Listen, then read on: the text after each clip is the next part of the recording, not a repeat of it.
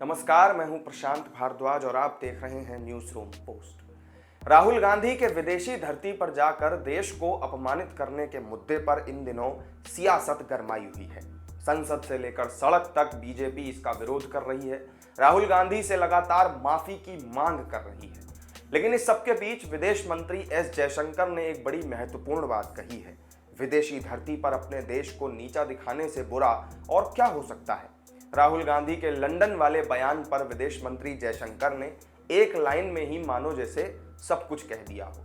एक निजी TV channel आज तक के कार्यक्रम में जयशंकर ने कहा कि राहुल गांधी यूके जाकर चीन की खूब तारीफ करते हैं, लेकिन भारत की उपलब्धियों को वो खारिज कर देते हैं। उन्होंने कहा कि राहुल चीन की मैन्युफैक्चरिंग इंडस्ट्री को सराहते हैं, लेकिन मेक इन इंडिया को रिजेक्ट करते हैं। देश में बनी कोवैक्सीन को कांग्रेसी बेकार बता देते हैं। जयशंकर ने 2011 में मुख्यमंत्री रहे नरेंद्र मोदी से जुड़ा एक किस्सा सुनाकर भी राहुल को स्पष्ट संदेश दिया।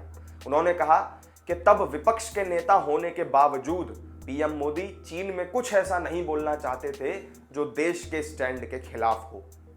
विदेश मंत्री ने कहा कि चीन के साथ जब तक सीमा पर तनाव दूर नहीं होता, रिश्ते सामान्य नहीं हो सकते। राहुल गांधी के लंदन में दिए गए बयान पर जब सवाल उनसे किया गया तो जयशंकर को 2011 के नरेंद्र मोदी याद आ गए।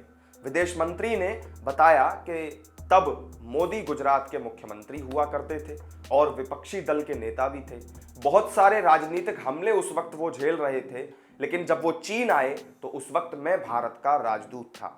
उन्होंने मुझसे चीन के साथ हमारी समस्याओं पर ब्रीफिंग मांगी। मैंने उनसे कहा कि आप ऐसे पहले मुख्यमंत्री हैं जिसने मुझसे नेशनल सिक्योरिटी के बारे में कुछ पूछा है। उन्होंने कहा कि मैं विपक्ष का सीएम हूं, चीन आया हूं और मैं कुछ ऐसा नहीं कहना चाहता जो मेरी राष्ट्रीय पोजीशन से इतर हो।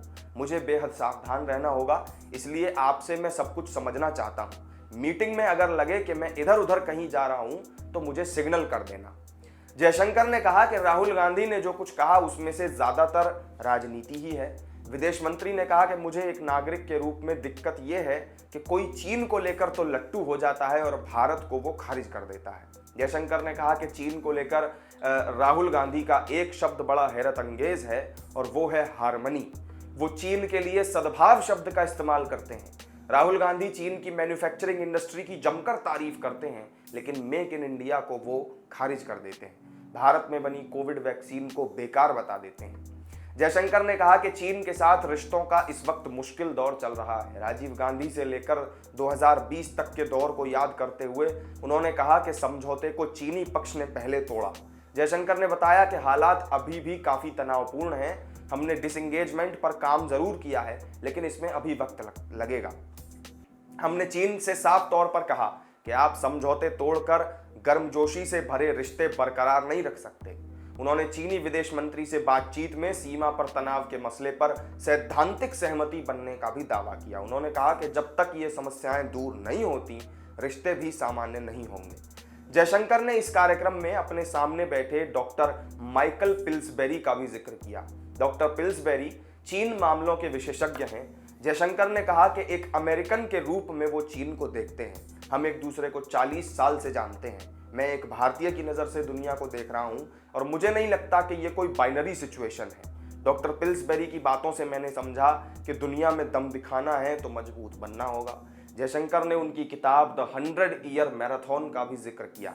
डॉक्टर पिल्सबेरी ने कहा कि चीन पर राहुल गांधी की बातें सुनकर उन्हें अमेरिका के ऐसे ही लोगों की याद आती है। वो ऐसे ही सोचते थे, लेकिन अब उनकी जो राय है वो बदल गई है। वो चीन से खतरा भांप रहे हैं। अगर आप डॉक्टर जयशंकर की किताब द इंडिया वे पढ़ें तो उसमें उन्होंने कहा कि भारत को ग्लोबल ऑर्डर में महती भूमिका निभानी चाहिए।